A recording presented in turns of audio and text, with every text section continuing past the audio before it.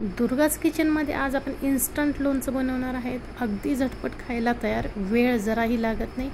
चला तर चालू करत. या ठिकाणी मी 200 ग्राम ना कैऱ्या घेतल्या आहेत. ह्या ना केशर आंबा आहे. तुम्ही ना या ठिकाणी तुम्हाला आवडेल तो आंबाही घेऊ शकता, कलमी आंबाही चालेल या ठिकाणी. आणि 100 ग्राम मिरच्या आहेत, हिरव्या मिरच्या आहेत.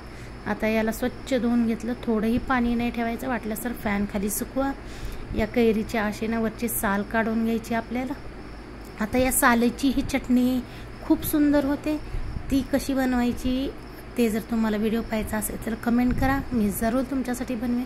आणि या मिरच्या आणि कैऱ्या रफली आपल्याला चिरून घ्यायच्या आहेत, कारण याला ना आपण अशा एका प्रकारच्या मॅशरमध्ये याला छानसं फाईन इक्वल कट करणार आहेत. त्याच्यामुळं ना चाकूनं लहान लहान तुकडे करत बसायची गरज नाही. हे माझ्याकडं असा हँड चॉपर आहे, तुमच्याकडे इलेक्ट्रिक चॉपर जरी असलं तरी चालेल.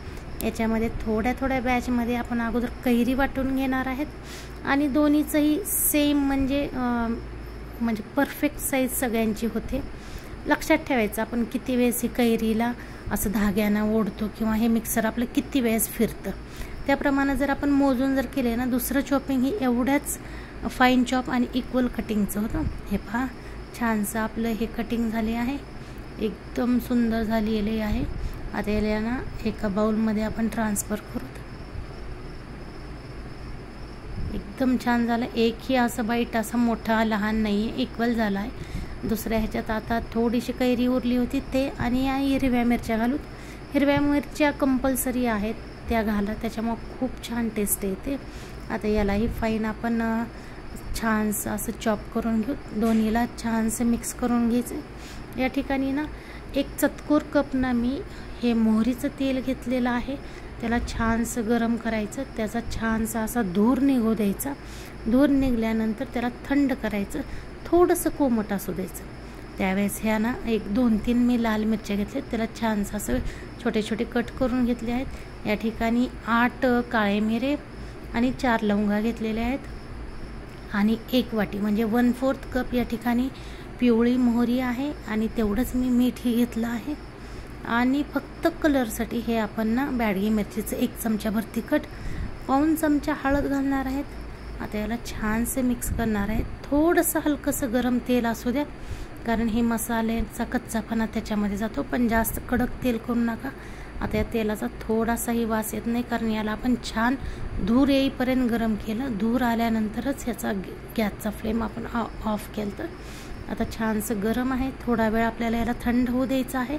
थंड झाल्यानंतरच ही कैरी आणि मिरचीचं मिश्रण आपल्याला याच्यामध्ये घालायचं आहे.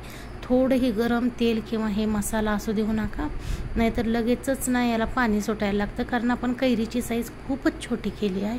त्याच्यामुळे पूर्णतः रूम टेम्परेचरवर या मसाल्याला थंड होऊ द्या. त्यानंतर असं सुंदरसं मिक्स करायचं आपण. आता मी एक कोळसा ना गॅसवर गरम करायला ठेवला आहे. आता या कोळस्यावर ना 1 लवंग घालायची आहे आपल्याला. आणि उगं 2-3 थेंब ना आपल्याला हे मोहरीचं तेल घालायचं आहे. त्याच्यापासून धूर निघतो. त्या धुरावर आपल्याला ही बॉटल ठेवायची आहे, जेणेकरून ना याच्यातले जर्म्स वगैरे सगळे निघून जातील किंवा मरतील. आणि या बॉटलला ना एक स्मोकी फ्लेवर, जसा तंदूरचा जसा फ्लेवर येतो ना तसा आपल्याला यायला द्यायचा आहे. याचं ढक्कनही आपण तसंच धुरावर ठेवून घेतलं. आता या धूर चालू असतानाच आपल्याला याच्यामध्ये पूर्ण हे लोणचं ठेवायचं आहे. हे लोणचं 10-15 दिवस अज्जात टिकतं. 10-15 दिवसाच्या अगोदरच हे संपून जातं. एकदम सुंदर हे लोणचं होतं. ही रेसिपी कशी वाटली नक्की बनवा. आपल्या चॅनलला लाईक, शेअर आणि सबस्क्राईब करायला विसरू नका. आणि रेसिपी बनल्यानंतर मला जरूर कमेंट करा. इन्स्टंट आहे ही रेसिपी, पण टिकते. लहान मुलांच्या टिफिनमध्ये, आपल्या टिफिनमध्ये, घरी एकदम सुंदर लागते. ट्राय करा नक्की. लाईक करा, शेअर करा, कमेंट करा.